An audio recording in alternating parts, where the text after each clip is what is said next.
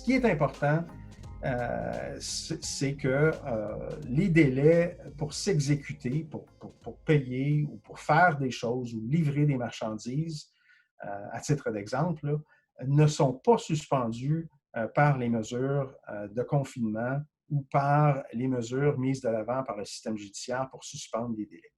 Vous devez quand même respecter les obligations contractuelles que vous avez entreprises, à l'exception de force majeure. Quand vous vous trouvez dans une situation imprévisible, irrésistible et insurmontable, vous pouvez invoquer à titre de défense que vous ne pouviez pas, pour ces motifs-là, vous exécuter.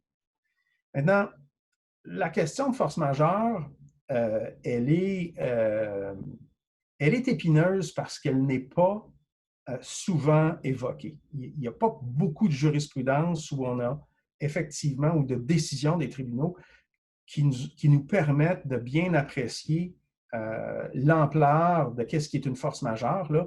Et là, ce que vous voyez à l'écran, là, les trois qualificatifs, l'imprévisibilité, l'irrésistibilité et la nature insurmontable d'une situation, c'est les trois critères qui sont appliqués. Là. Ils sont cumulatifs, ils ne sont pas alternatifs.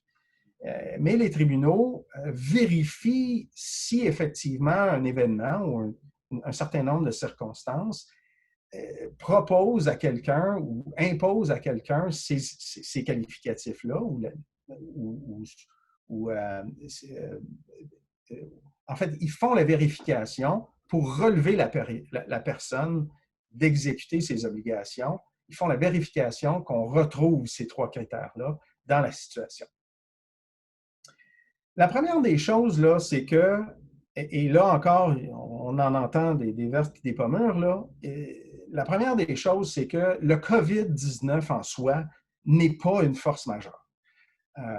La force majeure est qu'est-ce que cette situation-là, ce virus-là et les mesures de confinement et peut-être même certaines réalités sociales, qu'est-ce que ces éléments-là peuvent faire de notre capacité d'exécuter nos obligations.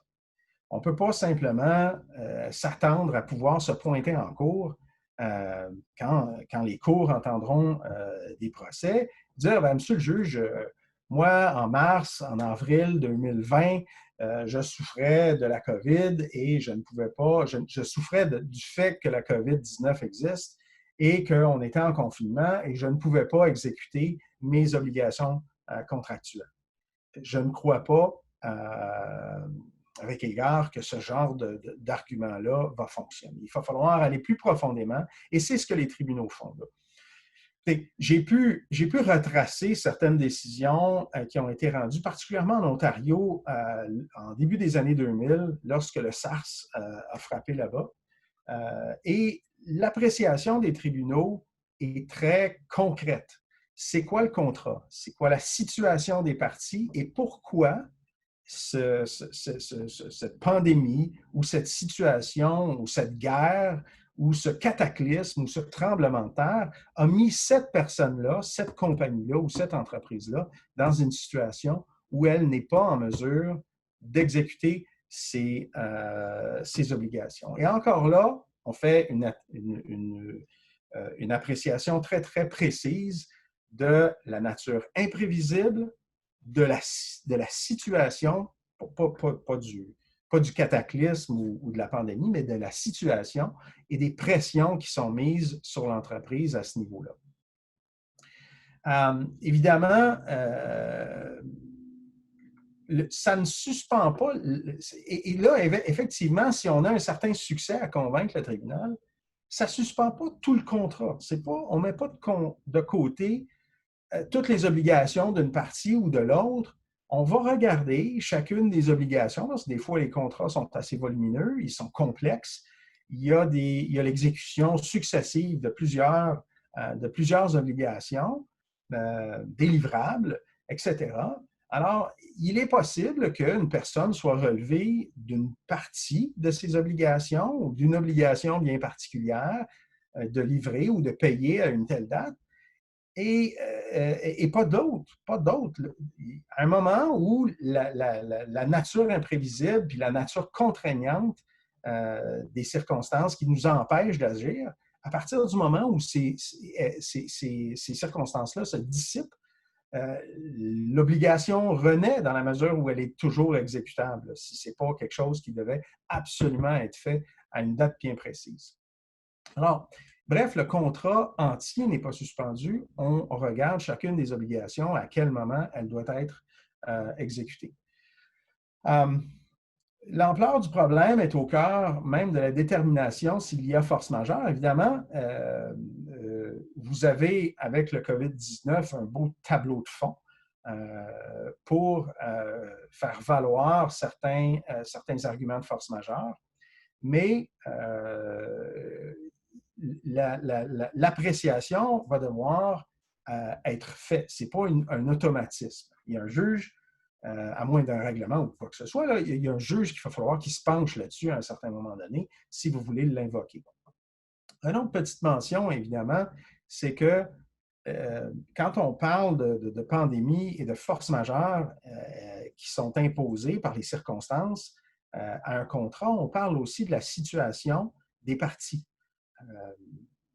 Je ne sais pas si c'est peut-être un mauvais exemple, là, mais si effectivement votre médecin ou quelqu'un qui participe à l'effort de santé présentement s'est engagé à faire quelque chose pour vous et qu'il ne le fait pas parce qu'il est en quarantaine ou qu'il est appelé à sauver des vies, ben ça, c'est pas. En fait, l'étude que va faire le juge de la force majeure pour cette personne-là ne va pas être relative au contrat et à la nature de l'obligation qui doit être exécutée.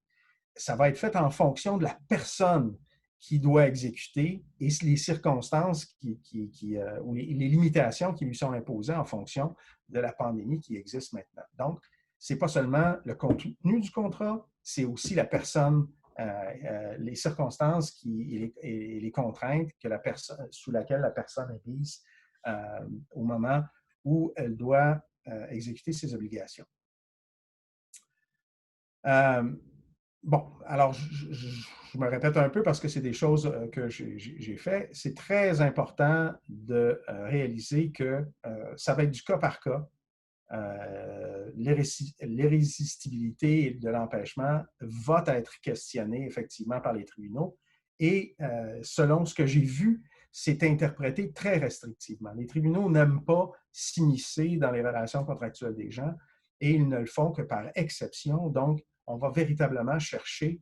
Je m'attends à ce que, évidemment, qu'il y ait plusieurs procès là, qui vont soulever cette problématique-là. Et on peut s'attendre à ce qu'une étude très exhaustive soit faite par les tribunaux lorsque l'argument leur est proposé. Mais c'est du cas par cas. C'est ce qu'il faut se rappeler.